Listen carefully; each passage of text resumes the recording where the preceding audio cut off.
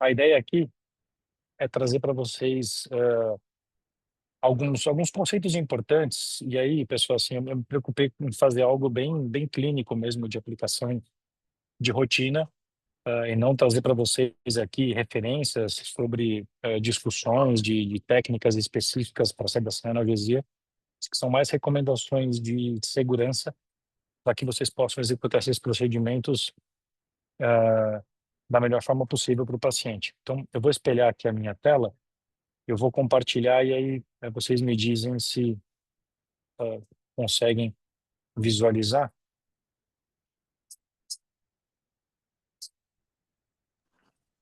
Ah, Vocês está conseguem aparecendo ver, os Marco? olhos.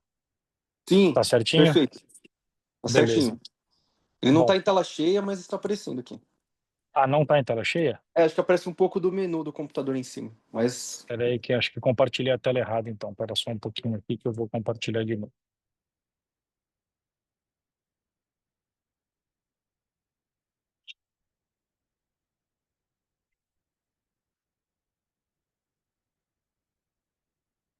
Me fala se agora foi em Doutor tela Maurício, cheia. agora perfeito, perfeito. Beleza. Bom, pessoal, então a ideia é discutir com vocês aqui conceitos de sedação para procedimentos à beira-leito.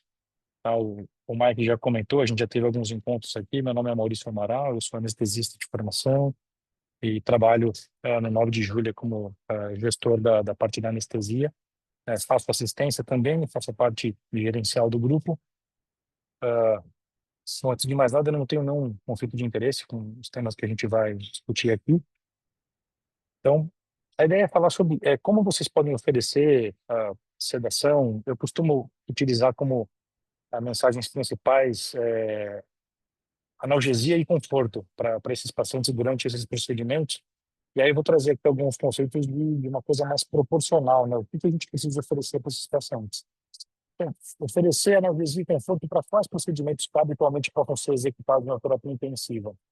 Então, pegar aqui desde os mais simples, né? Um procedimento que seja uma drenagem de tórax no paciente à beira-leito, inserção de catéteres, né? Sejam catéteres venosos centrais, catéteres para diálise, catéteres arteriais. Os procedimentos bastante comuns, né, na unidade, endoscopia e as colonoscopias. Um procedimento, né, que não deixa de ser invasivo como as endoscopias, que é a execução do eco transesofágico beira-leito, às vezes necessário para alguns diagnósticos, alguns acompanhamentos. A cardioversão elétrica, a qual até já participei algumas vezes com vocês aí na UTI de 9. Alguns procedimentos mais invasivos também, traqueostomia percutânea e, eventualmente, canulação para ECMO. Talvez sejam alguns dos procedimentos mais frequentes que a gente faça à beira-leito hoje na UTI, né? Seja porque o transporte do paciente envolve grandes riscos, então passa a ser menos complexo fazer isso beira-leito, era por uma questão logística mesmo, simplesmente para facilitar as coisas. Agora, com relação a cada um desses procedimentos, o que eu preciso oferecer para o meu paciente? Será que, dependendo do procedimento, uma ansiólise resolve meu problema? Ou será que é um procedimento desconfortável, doloroso, e eu preciso oferecer analgesia? Esse paciente ele precisa de uma sedação, eventualmente um pouco mais profunda, para fazer, por exemplo, uma endoscopia digestiva alta? Ou esse paciente precisa de uma anestesia mesmo, como, por exemplo, no caso de uma traqueostomia percutânea, em que você precisa garantir analgesia, controle de respostas reflexas, porque na manipulação da árvore traqueobrônquica o paciente vai ter uma predisposição a reflexo de tosse, controle da via aérea e garantir a imobilidade, né? Então, para procedimentos mais simples, né, por exemplo, como drenagem de tórax, inserção de catéteres, talvez uma ansiólise seja suficiente, né, pensando num paciente desperto, uma vez que o paciente já previamente intubado, recebendo doses mais altas de sedativos, isso já é quase, né, do ponto de vista conceitual, uma anestesia, então a gente acaba tendo que mudar muito pouco na nossa estratégia de atendimento. Eu penso aqui mais nos pacientes que estão sem prótese respiratória, estão com oxigenoterapia e precisam ser submetidos a um procedimento. Então, uma drenagem de tórax e uma inserção de catéter, isso talvez possa ser resolvido com uma ansiólise. Já em procedimentos como os endoscópicos, endoscopia e colono, o eco transesofágico e a cardioversão elétrica, você precisa talvez de uma sedação mais profunda para poder conseguir relaxamento suficiente do paciente para inserção dos aparelhos e conforto na execução do procedimento. E para alguns procedimentos, como traqueostomia e canulação para ECMO, talvez você precise garantir mobilidade, relaxamento muscular, e talvez algo que tenha um conceito mais amplo, mas se aproximando bastante já do que seria uma anestesia, certo? Então, pensando nesses conceitos, né, do que eu preciso oferecer em cada uma dessas situações, falar um pouquinho para vocês, então, do que é definição de sedação, as normativas para sua execução, que é algo que também a gente acaba sendo cobrado nas visitações aí das acreditações, fazer alguns comentários aqui sobre os fármacos mais utilizados, o preparo do paciente, e aí é fundamental, pensando em terapia intensiva, do preparo do ambiente, né, porque muitas vezes o manejo do paciente ele pode parecer mais difícil pelo ambiente mais hostil. Então, enquanto no centro cirúrgico eu tenho uma mesa bastante estreita e eu tenho amplo acesso às laterais do paciente, à cabeceira do paciente, na terapia intensiva a gente sabe que esse acesso ele é diferente.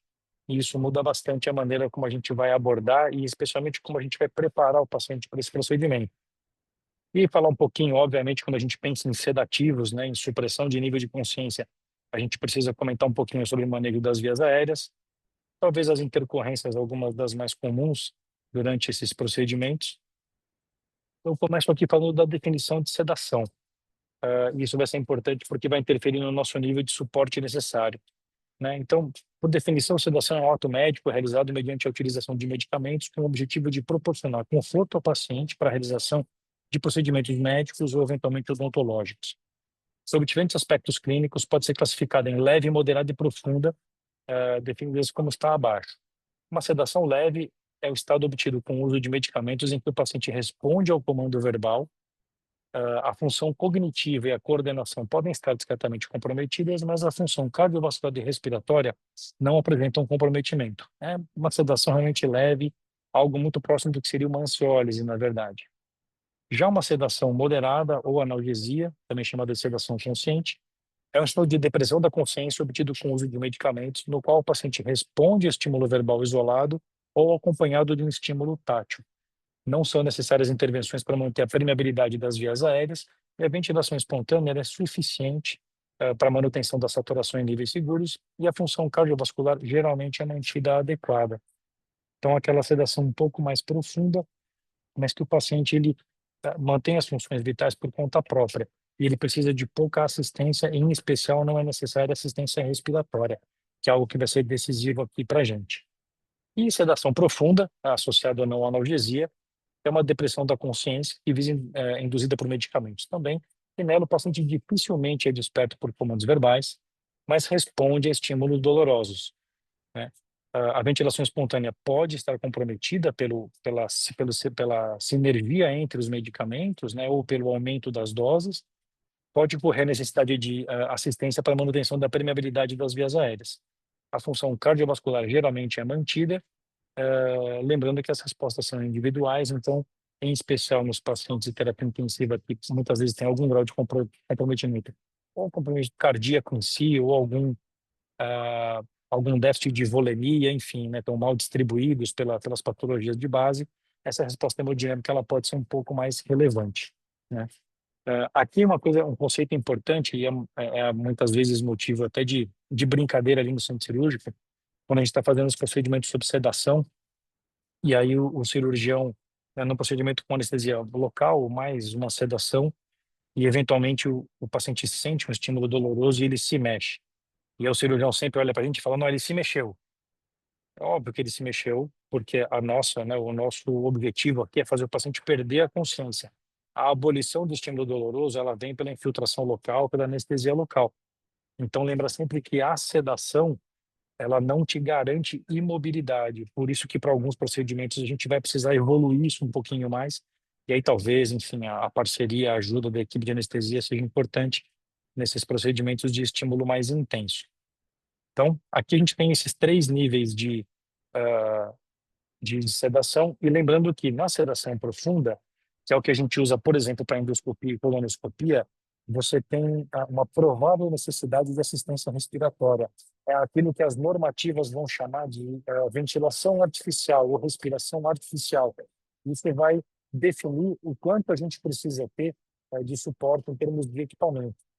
porque as normas para execução da sedação, elas foram definidas inicialmente pela normativa 1802 de 2006 do CFM, que é a que define, né, e sacramenta em anestesia o uso do capnógrafo, né, a disponibilidade do capnógrafo nesses ambientes onde a sedação é conduzida, e depois ela foi ajustada, ela foi complementada pela normativa 2174 de 2017, em que o que que ele exige, né? O que se espera de nós ali no 9 de julho, quando você vai fazer uma sedação num ambiente que não é um ambiente cirúrgico, né, um centro cirúrgico ambulatorial, é que você tenha condições mínimas de segurança para essa prática, né, da anestesia ou sedação.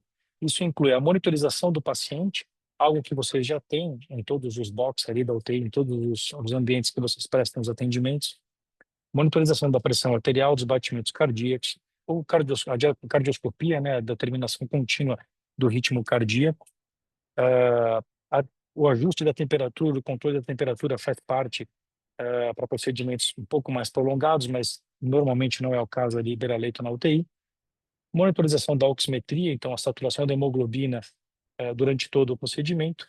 E aqui no artigo 3, no terceiro item, a gente tem aqui a sugestão, né, do CFM, da obrigatoriedade da disponibilidade do capnógrafo quando se enxerga a possibilidade de ventilação artificial. Então, quando a gente pensar num procedimento que vai ser submetido, que a gente vai submeter o nosso paciente, e para a execução dele vai ser necessária a sedação profunda, não leve, moderada, uma profunda, é importante que vocês disponham beira-leito de um capnógrafo para, caso seja necessária essa ventilação artificial, que você confirme que essa ventilação ela é efetiva através das ondas de capnografia e capnometria, certo? Então, isso é o padrão brasileiro de recomendação, e isso vai ser exigido lá na JCI. Então, quando a gente tiver essas sedações e a gente tiver análise de eventuais ocorrências durante essas sedações, essa é uma normativa que precisa ser respeitada, certo? Uma vez feito isso, né, selecionado o paciente, indicado o procedimento, que fármacos que a gente vai utilizar? Então, aqui existe uma gama ampla de fármacos que a gente pode utilizar e não é algo assim, não é um conceito simples de trazer, né, farmacologia aplicada ainda mais no perfil de pacientes críticos, como vocês trabalham em UTI, mas isso também faz parte da realidade de vocês. Então, aqui são alguns comentários, talvez, de drogas que sejam de manejo mais fácil, mais intuitivo. Então, a gente pode lançar mão, por exemplo, de benzodiazepínicos como o midazolam e o diazepam. Tem como efeito satisfatório, efeito desejável, a amnésia, a sensação de conforto para o paciente, sensação de ansiólise, né? São agonistas GABAérgicos, mas ambos podem ser associados a reações paradoxais, né, de disforia e agitação psicomotora dos pacientes. Então, o seu uso tem que ser bastante criterioso, em especial para pacientes na faixa pediátrica e pacientes, digamos ali, um pouco mais idosos, pacientes da terceira idade.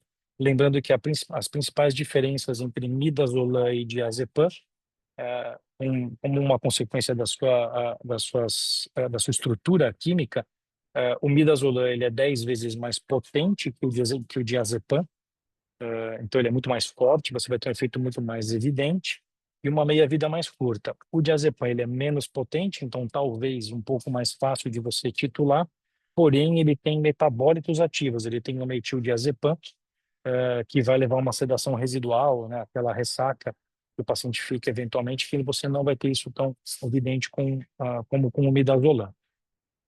Uma outra classe de fármacos, né, talvez a associação mais frequente, mais comum para sedação, o uso de opioides em conjunto, em especial com os benzodiazepínicos. Aí, do ponto de vista de uso de rotina, a gente vai ter ali morfina, fentanil. Eu sei que vocês usam também com alguma frequência remifentanil em bomba, talvez sejam os 3 opioides que vocês mais usam na terapia intensiva. Mas a gente pode lançar mão para alguns pacientes de sulfentanil, drogas mais potentes, mas com perfil farmacológico de mais difícil manejo, né, em especial por efeitos colaterais.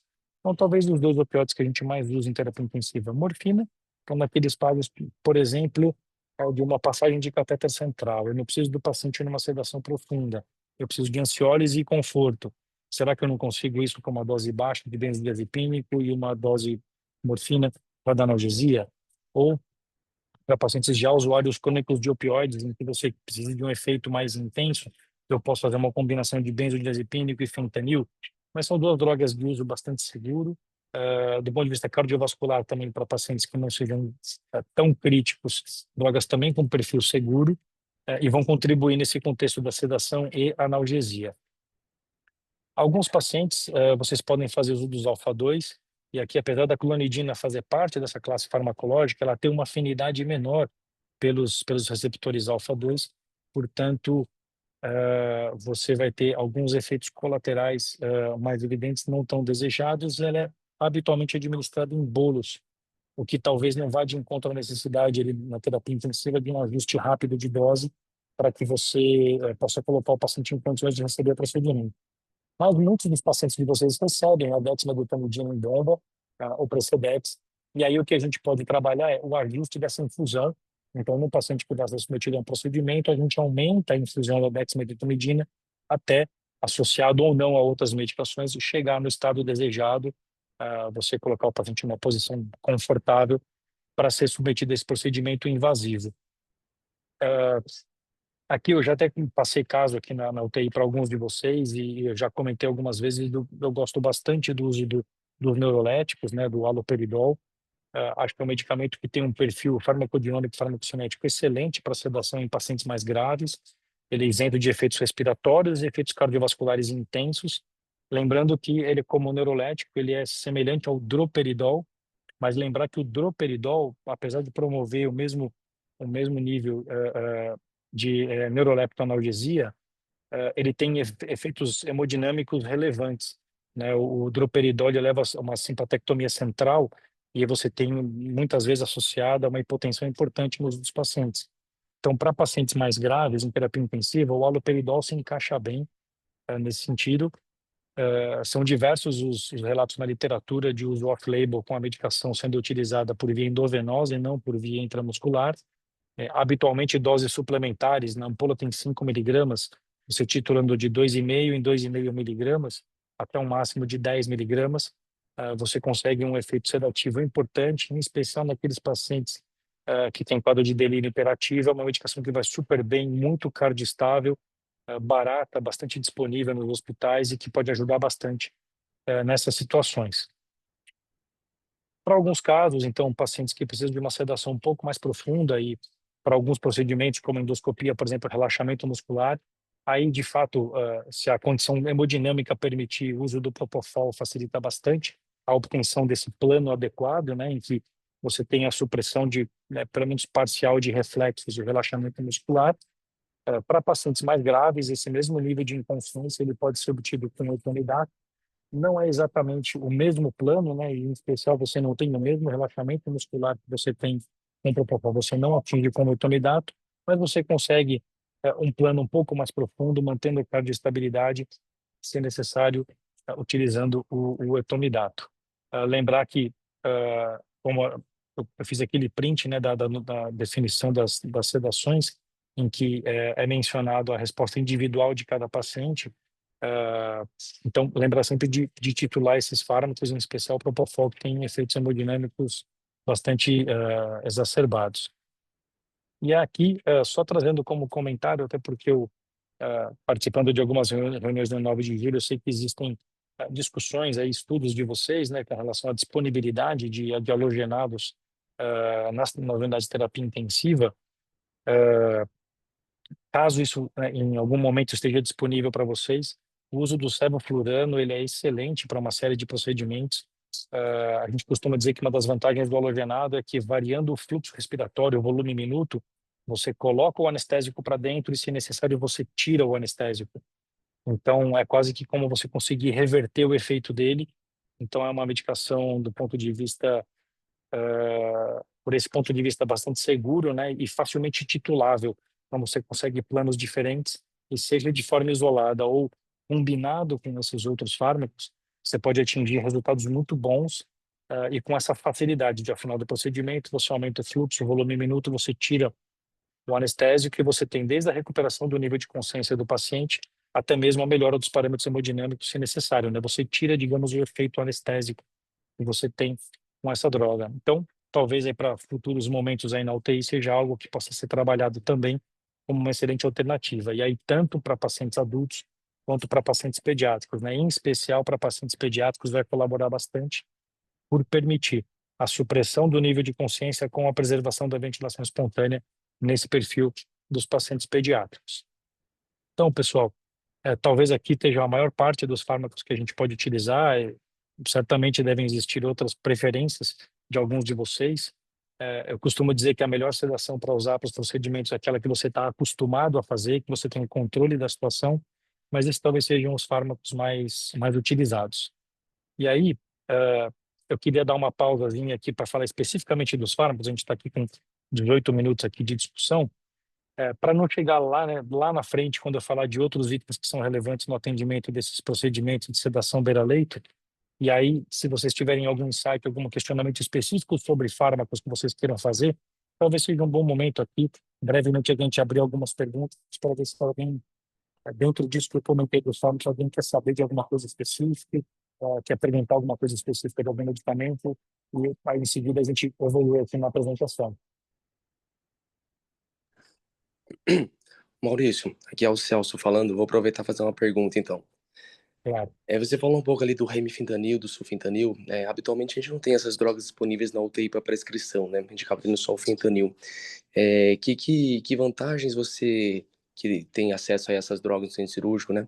Quais vantagens que o remi e o sulfentanil têm em relação ao fentanil, em termos aí de farmacologia ou de efeito clínico? Perfeito, Celso. Então, vamos lá. De todas elas, talvez a que menos se ajuste seja o sulfentanil, pela potência e efeito sedativo muito intensos, né? Então, e ele é bastante vagotônico também, algo que muitas vezes para alguns pacientes ele não vai ser muito desejado. Então, ele é disponível. Favorável a ele seria a farmacodinâmica, meia-vida mais curta. Então, para pequenas infusões, né, doses em bolos não sucessivas, você vai ter um despertar mais rápido, você vai ter o paciente mais consciente com sulfentanil do que fentanil. Então, para cirurgias, pelo menos aí você pega mais ou menos 1h30, 2 horas, se você usa com sulfentanil, a gente percebe que o paciente, ao final, ele fica mais desperto até do que no uso do fentanil. Mas você paga o preço com relação à potência dele, então prejuízo hemodinâmico, tanto por depressão miocárdica direta, como por ser extremamente vagotônico. Então, aí cai frequência cardíaca, cai débito cardíaco. Então, deles talvez seja o menos cardioestável. Com relação ao remifentanil, qual seria uma aplicação interessante, por exemplo, se você pensar num paciente que vai ser submetido a uma traqueopercutânea beira-leito e um paciente com uma condição hemodinâmica limítrofe. O remifentanil você consegue adicioná-lo, né? Você coloca ali em infusão, você atinge o nível de analgesia, né? Necessário para a execução de um procedimento rápido. Em 6 a 8 minutos depois que você encerra a infusão, você não tem mais efeito evidente do remifentanil. E aí, né, eu penso sempre no UTI na recuperação da parte hemodinâmica, que você eventualmente tem esses prejuízos com os opioides. Uma vez desligando o remifentanil, passou a meia-vida dele e você tem a recuperação dessa parte hemodinâmica. Então, ele também é bastante vagotônico, como o sulfentanil, então você aí paga algum preço também débito cardíaco, especial pela queda da frequência e a depressão miocárdica direta, mas a principal vantagem seria a ação ultra curta. Então, a gente poderia pensar em usá-lo nos pacientes que estão sob assistência respiratória, porque ele é um importante repressor da ventilação, mas usar para esses procedimentos rápidos. Talvez o melhor exemplo aqui do que a gente comentou fosse uma traqueopercutânea. Com relação aos opioides especificamente, eu veria isso, Celso.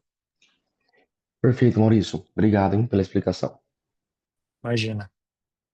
Alguém tem alguma outra pergunta com relação ao uso de algum outro medicamento específico? Alguma dúvida, algum hábito nas suas rotinas que a gente possa discutir?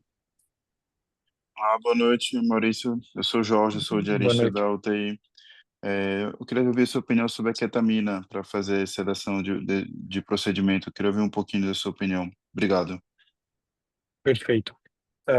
Eu não coloquei a ketamina aqui inicialmente porque o uso dela pode ser usado para sedação, mas a gente vai ter sempre essa questão de lidar com a parte dissociativa, né? Então, você pode ter o paciente ali, dependendo da resposta individual do paciente, você pode ter um paciente num momento inicial um pouco mais com doses mais baixas tituladas, você pode ter um pouquinho mais de disforia do paciente, algum grau de agitação psicomotora, e a resposta hemodinâmica, que num primeiro momento, pela liberação de catecolaminas endógenas, você tem uma exacerbação hemodinâmica, e você pode ter algum ganho hemodinâmico durante a sua sedação, ou se você tiver um paciente com esgotamento de catecolaminas endógenas, você vai ter um efeito próximo ao que seria o efeito do fentanil. Então, só ficar atento naqueles pacientes, recuperação volêmica agressiva, pacientes saindo de situações de choque, o uso da ketamina, ele não te garante uma recuperação hemodinâmica, porque tendo esgotamento das catecolaminas endógenas, você acaba tendo hipotensão da mesma forma. Eu acho que ele pode ser utilizado. Fica um outro efeito importante de se ficar atento a cialorreia, né, o aumento das secreções em vias aéreas. Para alguns procedimentos isso pode não ser tão bem-vindo, mas ele pode sim ser, é mais um adjuvante, sim, ele pode ser utilizado tendo esses pontos de atenção, né, a disforia nas doses baixas, se o doente não tiver, se ele não atingir o nível de inconsciência, e a atenção com relação à cialorreia e a resposta hemodinâmica, que ela é variável conforme o estado do seu paciente.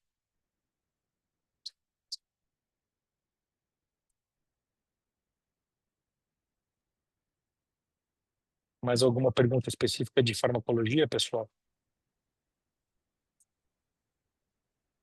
Eu vou tomar a licença aqui de dizer para vocês que as minhas preferências pessoais aqui, pensando em segurança do procedimento, é uma combinação de opioides e benzodiazepínicos, porque também, além de tudo, eles têm os reversores, né, diretos e de ação direta e rápidos, que é o flumazenil e o Narcan.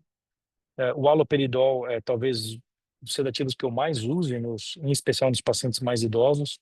Então, quando eu vou fazer anestesia, por exemplo, quando a gente faz troca valvar aórtica percutânea, quando a gente faz TAV, é um sedativo, com certeza vai fazer parte do meu arsenal, porque me traz um estado em que o paciente fica amplamente manipulável, com extrema estabilidade hemodinâmica. Então, eu gosto bastante, é bastante seguro, medicamento barato, tem disponível em quase todos os hospitais, e eu recomendo para aqueles que ainda não, né, se ainda não tem, sei que vocês em UTI também usam bastante, mas quem ainda não tiver experiência com o haloperidol, é um medicamento que ajuda bastante no manejo desses pacientes. Só lembrando, né, dos efeitos colaterais do haloperidol, sintomas extrapiramidais, cinesia, a síndrome neuroléptica maligna, que pode acontecer. É um quadro, parece uma hipertermia maligna, né? O paciente tem rigidez muscular, elevação de temperatura, algumas alterações autonômicas, mas honestamente, em 25 anos de anestesia, graças a Deus, eu nunca vi síndrome neuroléptica maligna, mas fica aí um ponto de atenção. Mas talvez um medicamento que seja útil, em especial para estabilidade hemodinâmica respiratória. Bom, eu vou evoluindo aqui. Pode falar, Doutor desculpa. Maurício, às vezes tem alguns pacientes que perdem o acesso, por exemplo, e não tem uma via para administrar medicação. Qual seria uma combinação mais segura para fazer por via intramuscular, talvez? O E próprio haloperidol, né, ele vai ter efeito intramuscular, e aí talvez a sugestão do Jorge, a ketamina, seja algo interessante ali, você fazer uma dose mais alta de ketamina. Não precisa chegar em 1 miligrama por quilo, tá, pessoal? Pode ser um pouquinho menos, 0,5, 0,7 miligramas por quilo, dependendo da condição do paciente, né? Lembrando sempre em volume de distribuição. Então, fala aqui de forma grosseira, mas o quanto você tem de água corporal total no seu paciente, que é onde o anestésico ele vai se diluir para ter o efeito sistêmico, e a fração livre de drogas em relação à sua ligação proteica. Então, eu tenho pacientes, né, no centro cirúrgico muitas vezes com proteínas normais e volemia ajustada.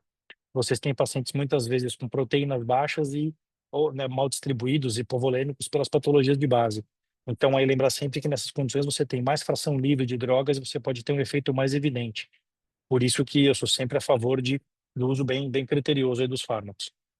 É melhor você precisar repetir um fármaco para chegar no efeito desejado e gastar um pouquinho mais de tempo para isso, por mais que todos nós hoje em dia precisamos conviver com pressão por produtividade, mas em alguns momentos a gente tem que fazer as coisas com muita calma.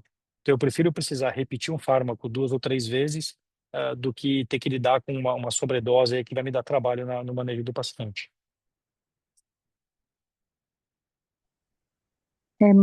Maurício, é Cristina da UTI da cardiologia. Pois não, diga, Cristina. Uma dúvida, você costuma ver com doses baixas de etomidato, espasmos musculares, mioclonias?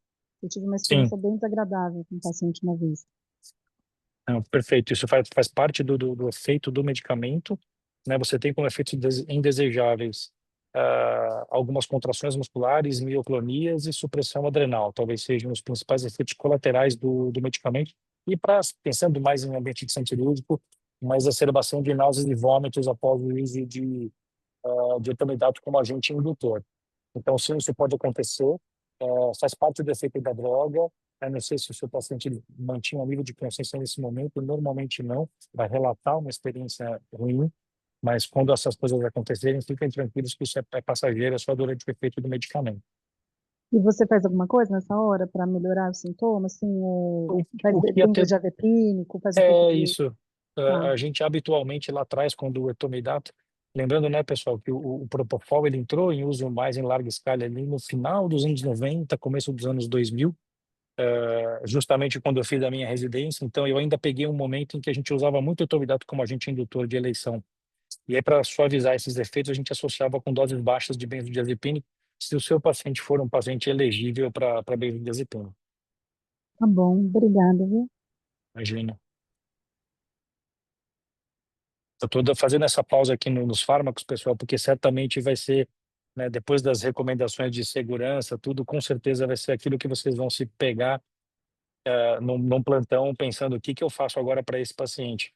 Então, acho que todos os comentários aqui trazem insights interessantes para a gente tentar uma boa estratégia, mas talvez valha a pena ficar no radar de vocês aí os benzodiazepínicos e opioides titulados, né, o uso do haloperidol, e nas condições aí, como foi comentado pelo colega, o uso intramuscular, o próprio haloperidol e a ketamina podem ser opções também, né, numa situação de controle do paciente quando você não tem acesso venoso, lembrando que os dois vão ser bastante seguros do ponto de vista hemodinâmico e respiratório. Então, você pode fazer o medicamento que você vai tornar um paciente difícil de manipular num paciente manipulável sem prejuízo respiratório e hemodinâmico. Vou evoluindo um pouquinho aqui, depois a gente pode voltar também para a parte dos fármacos. Então, do ponto de vista dos fármacos, o mais importante é a maneira como você administra do que o fármaco em si, como a gente estava comentando agora há pouco. Fracione as doses ou aumente lentamente as suas infusões. Então, não é porque você vai fazer um procedimento beira-leito que você vai dar uma caprichada ali na infusão do seu Precedex, porque você pode pagar um preço por isso.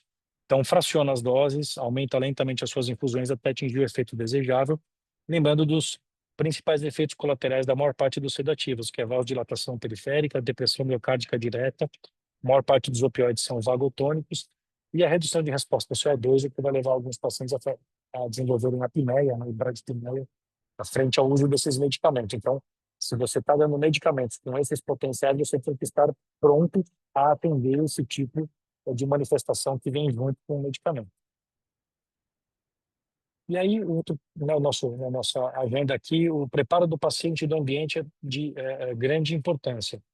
E aí, algo que chama sempre bastante atenção quando a gente vê os pacientes, em especial para manejo de viário em terapia intensiva, é que os pacientes habitualmente eles acabam dando uma escorregadinha na cama e eles ficam um pouco mais longe da cabeceira. E para alguns procedimentos, né, os pacientes vão ser colocados na posição sentada ou semi-sentada. E por que que isso é relevante? Então, alguns exames, como endoscopia, vão exigir decúbito lateral. Drenagem de tórax, muitas vezes, um decúbito mais elevado facilita a punção para quem vai executar, né, por sequestrar o líquido em território mais restrito. Trendelenburg para passagem de catéteres, né, vai ser talvez uma posição preferencial. E tudo isso vai interferir com o quê? Com o acesso que você tem ao paciente, se ele está mais próximo ou não da cabeceira. Isso é extremamente importante, porque caso seja necessário assistência respiratória, como nas sedações profundas, o paciente está ali mais mergulhado na cama, vai trazer grande dificuldade na manipulação do doente. O risco de broncoaspiração, né, também relacionado ali ao decúbito. E para os pacientes com cabeceira mais elevada, as variações de pressão e frequência cardíaca, né, controle hemodinâmico, ele pode ficar um pouquinho comprometido. Então, ficar atento. Lembrando que eu já usei essa imagem na discussão de via aérea com vocês. O ideal é deixar os pacientes sempre em sniffing position, né, posição olfativa, caso seja necessário assistência respiratória. E lembrar que sniffing position não é só a melhor posição para a gente entubar o doente, né? Os exames de ressonância magnética mostram, exames que foram feitos na uma linha de trabalho em pacientes com apneia do sono, que a posição olfativa, né, o alinhamento do meato acústico com o manubrio external, você tem a melhor patência das vias aéreas para ventilação espontânea também. Então, posiciona bem o seu doente que você vai ter uma sedução com mínima ou pouca obstrução respiratória. E aí, se você tem pouca obstrução respiratória, você mantém a saturação em níveis seguros. E se você não tem problemas com a via aérea, você pode, né, dedicar mais atenção a outras questões, como o nível de analgesia, controle hemodinâmico do seu paciente. Lembrar que a posição de proclive para uso dos pacientes, né, com supressão do nível de consciência, ela facilita bastante a reserva à apneia, que é algo que pode ser interessante em termos de segurança nos pacientes de vocês também, sendo manipulados à beira-leito. Eu já discuti esse assunto com vocês também na aula de via aérea. Lembrar que a posição de 25, 30 graus, cabeceira elevada, ela aumenta a sua reserva à apneia, bem como o uso da oxigenoterapia em altos fluxos.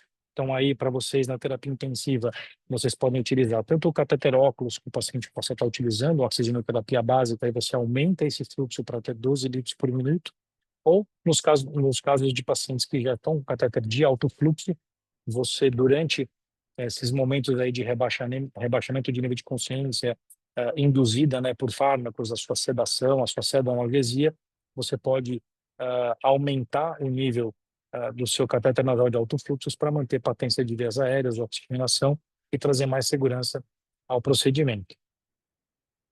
Lembrar que coisas simples feitas nos pacientes, como, por exemplo, a manobra de jaw thrust chin lift, feita nos pacientes mesmo posicionados em decúbito lateral, como para a execução de uma endoscopia, uma coluna, um eco transesofágico, facilitam bastante a permeabilidade, a manutenção da permeabilidade das vias aéreas e tanto a ventilação do paciente quanto a oxigenação apneica ficam bastante facilitadas nesse sentido. Lembrar, então, que talvez seja uma posição desejável para os procedimentos que mais são feitos a beira-leito na UTI, que é a endoscopia e colonoscopia, o paciente em proclive, cefaloaclive e o catéter nasal em alto fluxo. Então, são medidas bastante simples, mas que vão trazer bastante segurança e vão ser muito efetivas durante esses procedimentos especificamente. Muitas vezes, né, o eco transesofágico também é feito em decúbito lateral, então a gente pode lançar mão disso. E aí, só lembrando que o proclive vai te tirar um pouco de retorno venoso, e aí você pode ter algumas variações aí de pré-carga, e, em especial nos exames de éter, mas isso pode ser talvez ajustado com um pouquinho de fluido e algum ajuste dos seus vasopressores para chegar numa condição ideal para a execução do exame. Materiais mais rotineiramente utilizados, né, no ambiente ali de terapia intensiva ou para qualquer sedação. Então, o coxim para posicionamento da cabeça do pescoço, os catéteres nasais convencionais ou de alto fluxo, balão, válvula, máscara, sempre disponível, laringoscópio direto ou videolaringoscopia, conforme os protocolos mais recentes, deixar um bule ali próximo, caso seja necessário, numa laringoscopia mais difícil, e para as situações em que você tenha necessidade de resgate de oxigenação, aí os dispositivos supraglóticos representados aqui pela máscara laríngea continuam sendo os dispositivos mais indicados.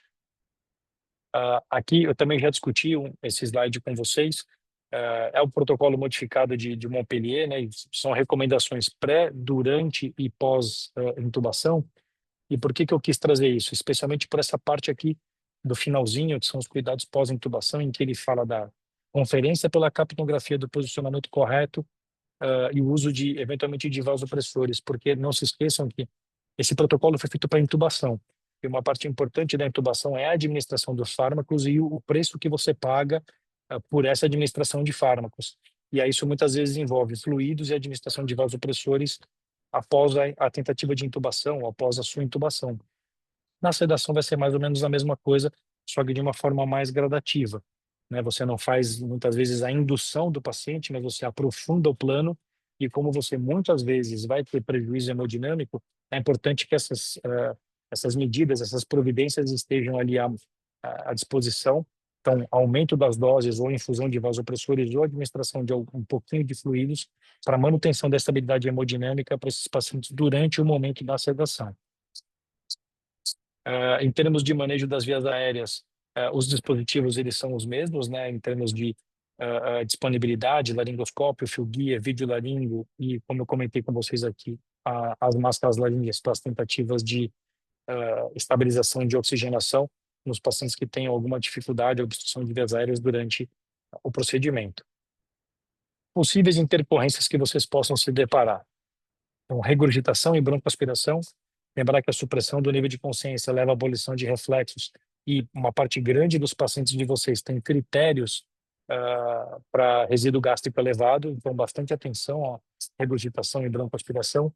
Caso seja uma patologia abdominal, sepse de falta abdominal, pós-operatório de alguma cirurgia abdominal e vocês enxerguem que o procedimento com o paciente sedado e viária desprotegida seja de alto risco, talvez a intubação traqueal seja necessária para a execução desse procedimento. Hipotensão sintomática, né, por tudo que a gente falou aqui, em especial em relação aos fármacos, vasodilatação, depressão miocárdica direta e vagotonia. Alguns exames, como, por exemplo, a passagem de sonda de eco transesofágico pela orofaringe, mesmo a endoscopia e a colonoscopia, em que você tem a distensão das alças pela insuflação de CO2, podem levar a reflexo vasovagal e uma bradicardia adicional, além do que você já tem com os fármacos, então bastante atenção a isso. Não é raro a gente ver reflexo vasovagal durante exames colonoscópicos, perdão. Obstrução das vias aéreas, né, que vem pelo efeito dos fármacos e o relaxamento das estruturas da laringe, e eventual, né, as consequências das obstruções das vias aéreas, saturação grave e o risco de hipóxia.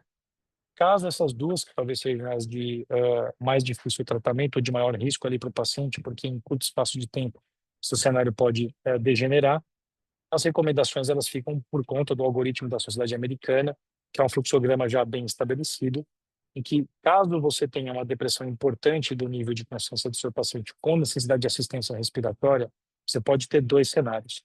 O primeiro deles é um cenário em que você ventila o paciente, apenas não consegue intubar, e aí você fica mais tranquilo. A gente comentou sobre isso na aula de via aérea. E aí você só vai precisar buscar maneiras alternativas de garantir a permeabilidade das vias aéreas.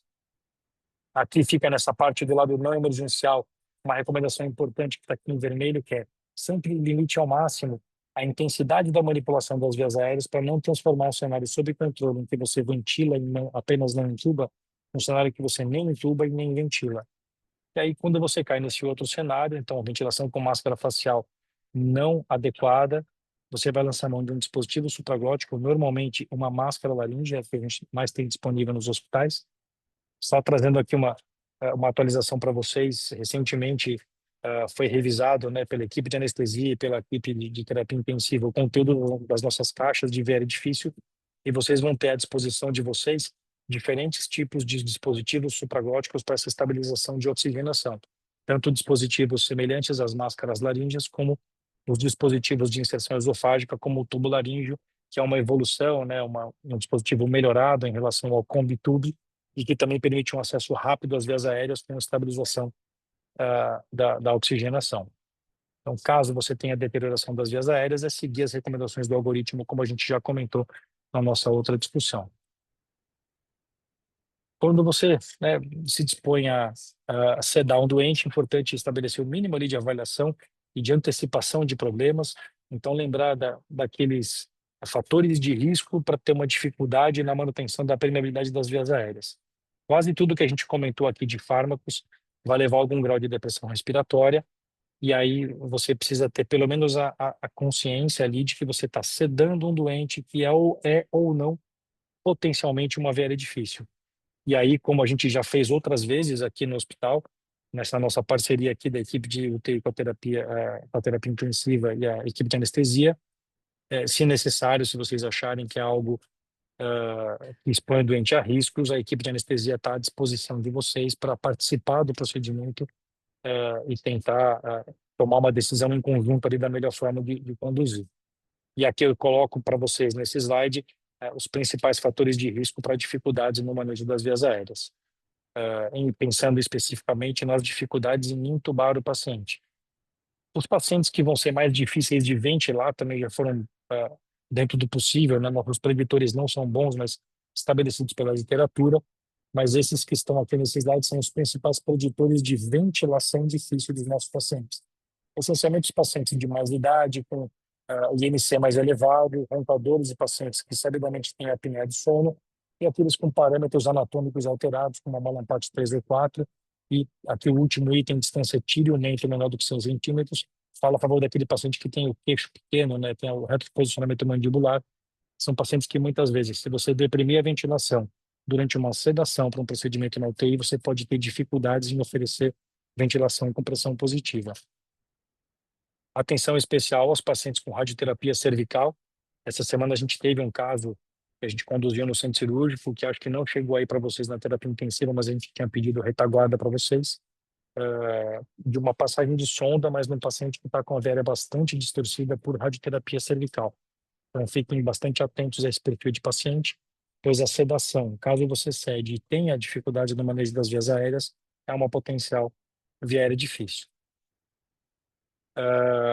Com relação ao manejo avançado, alguns pacientes, como por exemplo esse perfil do paciente que usa anestesia para fazer uma endoscopia, pode ser necessário que você precise conversar com o paciente e estabeleça esse exame muito mais baseado numa anestesia local das vias aéreas, muito mais numa ansiólise e uma analgesia discreta do que botar esses pacientes para dormir mesmo, porque muitas vezes é uma condição de bastante risco. Então, não é só na UTI que a gente faria isso, no centro cirúrgico, no setor de exames, a gente também faz isso, conversar com o paciente, expor a dificuldade, expor o risco que ele está exposto, e é para você evitar uma intubação desnecessária e uso de prótese respiratória por 6, 12, 24 horas. A gente pode pensar em conduzir pacientes assim com IMC muito grande e explicitamente via difícil, baseado muito mais na anestesia local e na ansiólise, do que necessariamente botar o paciente para dormir. A gente faz bastante isso lá no 9 com endoscopia, colonoscopia e os exames de eco transesofágico. Lembrar que os pacientes que, uma faixa etária que a gente tem bastante prevalente no hospital, os pacientes mais idosos, os pacientes que perdem a arcada dentária, a ausência de dentes, ela dificulta bastante o acoplamento da máscara durante a tentativa de ventilação com pressão positiva, e aí vaza, a sua pressão positiva ela vaza pelas laterais e dificulta muito a ventilação desses pacientes, então ficarem muito atentos. Às vezes é um paciente de mais idade, magrinho, e que você pensa em ter uma anatomia cervical ali favorável, a gente pensa que vai ser fácil de conduzir, muitas vezes é difícil de pressurizar a via aérea para poder oferecer oxigênio. E os pacientes que a gente também tem na instituição com cirurgia e radioterapia cervical prévia, que podem também trazer essas dificuldades por distorção da anatomia. Bom, talvez aqui os pontos principais aqui da nossa discussão, então, sejam avaliar sempre bem o paciente com relação às condições de jejum e esvaziamento gástrico, isso é bastante importante. Lembrar que os pacientes de vocês, diferentemente do que a gente tem no centro cirúrgico, uma parte grande deles ali tem critério para resíduo gástrico elevado, que traria uma dificuldade a mais ali na execução da sedação. Aspirador também sempre disponível e ligado para esses momentos em que você vai executar a sedação. Tá atento à condição cardiovascular do seu paciente, desidratação, bem como função ventricular, distúrbios de ritmo. Lembrar que o haloperidol também pode prolongar intervalo QT, então ficar atento nesses pacientes e eventuais alterações cardiovasculares que possam ser relevantes. Então, pega um paciente com uma bradicardia de base. Você vai fazer um pouquinho de fentanil, você pode ter uma bradicardia adicional. Você vai manipular a via aérea ou fossa nasal, é só uma passagem de sonda nasointeral. Toda fossa nasal, né, tanto meato inferior, meato médio, tem inervação sensitiva com origem no trigêmeo, e as vias eferentes são vagais. Então, manipulação de fossa nasal e de orofaringe pode sim evoluir com reflexo vagal. Então, bradicardia adicional num paciente que muitas vezes já tem uma frequência limite, feito um bloqueio mais avançado. Então, ficar sempre atento a quais os territórios do paciente vão ser manipulados, quais as possíveis respostas reflexas e quais os fármacos que você está utilizando. A avaliação das vias aéreas é essencial para sua antecipação de problemas, eventual programação de ajuda e de equipamentos adicionais a serem utilizados. Siga o algoritmo de vias aéreas em caso de obstrução e mantenha o foco sempre na oxigenação do paciente. A gente interrompe o exame, deixa para um segundo momento, ou vai primeiro estabilizar o doente para continuar conduzindo o exame. A hipóxia é sempre aquilo que vai trazer complicações de forma mais rápida. E lembrar que a beira-leito, o exame nunca é só uma endoscopia, nunca é só uma drenagem, nunca é só uma passagem de catéter, né? Quem aqui nunca viu pedir para o vascular passar um catéter, e a hora que ele bate o fio guia ali naquele ventrículo isquêmico, aí você tem um ataque à arritmia, você tem uma pausa compensatória muito longa e as alterações hemodinâmicas que dão aqueles sustos na gente. Então, Os procedimentos à beira-leito, em especial no perfil de pacientes da terapia intensiva, são pacientes muito graves, nunca é só um exame, nunca é só um procedimento, nunca é só uma passagem de sonda. Isso demanda da gente atenção total durante toda a execução do procedimento. E a princípio é isso que eu ia discutir com vocês, pessoal, e agora fico à disposição de vocês aqui. Acho que me estendi um pouquinho aqui, já são 8h50, mas se alguém tiver alguma dúvida daquilo que foi comentado, eu estou à disposição.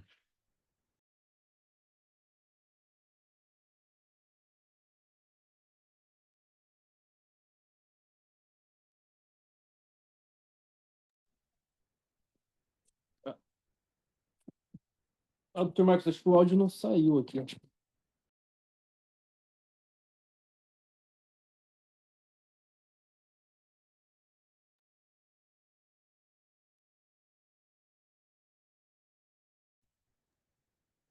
A gente ainda não te ouve, Marquinhos.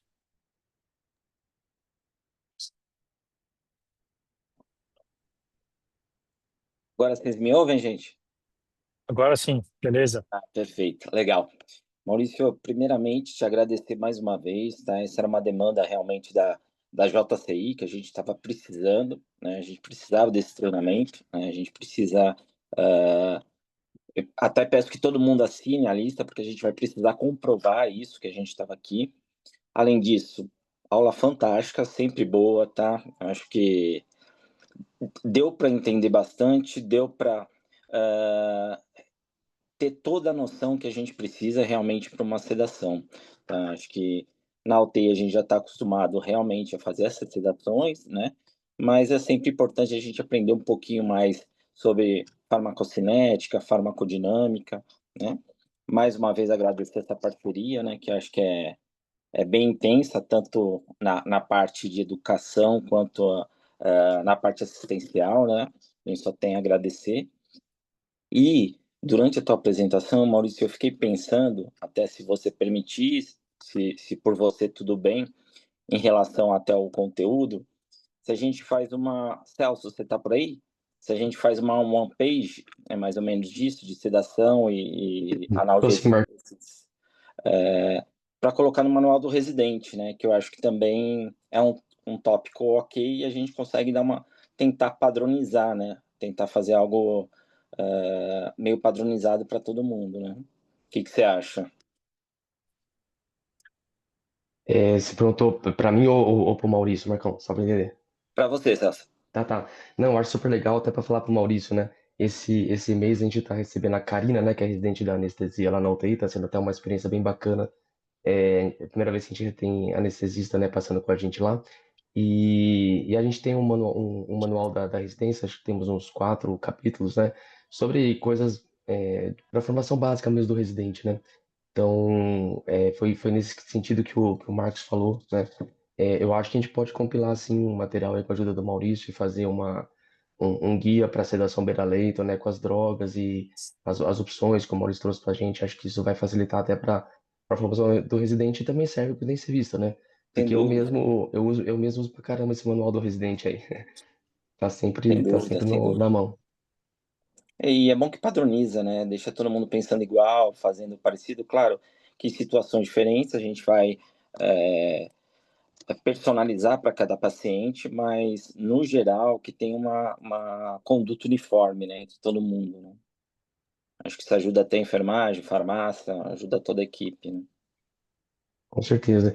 E, Maurício, eu faço as palavras do Marcos as minhas também. Eu agradeço bastante aí pela sua aula, pela parceria. E foi, mais uma vez, uma aula fantástica. A gente aprende muito com você. E eu gostei muito que você falou do Aldol, porque eu sou da Sociedade Defensora do Aldol, cara. Eu acho que é uma droga que é uma droga que cada vez a gente usa menos, é uma droga excelente. Ainda hoje inclusive a Karina, não sei se ela tá aqui ou não, até mandei o link para ela. Ela teve a oportunidade de ver como o Aldol é uma droga útil, né? A gente tem uma paciente lá em delírio e eu queria que ela fizesse VNI e não tinha condição de colocar VNI. A avó tava pulando da cama. A gente fez meia ampola de Aldol, cara, 2,5 miligramas. Dali 10 minutos a avó tava dormindo, botamos a VNI, ela ficou uma hora na VNI, tiramos da VNI. A Karina falou que tá aqui. E eu falei pra Karina, eu falei, Aldol é minha droga do coração. Ela até deu risada. Porque é isso, cara, vozinho delírio é a droga perfeita, né? Você faz, tira ele da jogada e aí você faz o que você precisa, né? E na UTI a gente tem muita dificuldade com o VNI, não é bem um procedimento, mas tem paciente que não tolera. Se você não fizer uma ansiólise, alguma coisa, você não consegue fazer a VNI, né? Então o Aldol é uma droga realmente maravilhosa, cara. Muito boa. Eu sou dessa sua tribo aí dos adoradores de Aldol. Eu fiz a minha formação trabalhando com muito paciente vozinho ali e chegava para diferentes tipos de procedimento e aí aprendi durante a residência a usar o haloperidol. E aí depois de ficar ouvindo muitas pessoas me zoando que eu usava haloperidol, né, e falavam que era remédio de velho. Aí um dia eu peguei e dei um Google no haloperidol e mostrei para as pessoas. Eu não sei se eu vou conseguir achar de volta a mesma referência, mas ele ainda é um dos sedativos mais utilizados no mundo, justamente por esse perfil, né, de cardioestabilidade, estável do ponto de vista respiratório, muito barato e muito efetivo. Né, acho que não tem uma TAV que eu faça, né, e eu já faço há quase 10 anos, eu faço TAV com local e sedação, e tem que ser uma sedação que garanta a imobilidade, mas mantenha estabilidade hemodinâmica, e o haloperidol, ele vai, assim, perfeito, ele cabe como uma luva. Eu também, então, tô nessa sua tribo aí de usar o Aldol e acho que cabe bastante aí para os procedimentos em terapia intensiva. Eu acho que ele deixa o doente, assim, para quem de repente não tem muita experiência com o Aldol, ele vai deixar o doente mais ou menos no mesmo estado do que o Alfa-2, do que um Precedex numa dose um pouquinho mais alta. Ele fica meio catatônico ali, né? Ele sai um pouco da jogada, como você falou, só que você não paga o preço dos efeitos hemodinâmicos dos alfa-2. Então, por isso que eu gosto muito do haloperidol, né? Uma droga muito fácil de usar ali. Então, recomendo que, aos pouquinhos, quem ainda não tem essa experiência aqui, não teve essa oportunidade, acho que vale a pena. E com relação ao manual, Marquinhos e Celso, estou à disposição de vocês. A gente pode fazer um resumão aqui, compilar isso da forma, no formato que vocês acharem que fica mais adequado aí para o pessoal e a gente montar isso rapidinho para disponibilizar para todo mundo. Vai ser um prazer. Fantástico. Boa, valeu. Alguém tem mais alguma pergunta para Maurício, gente?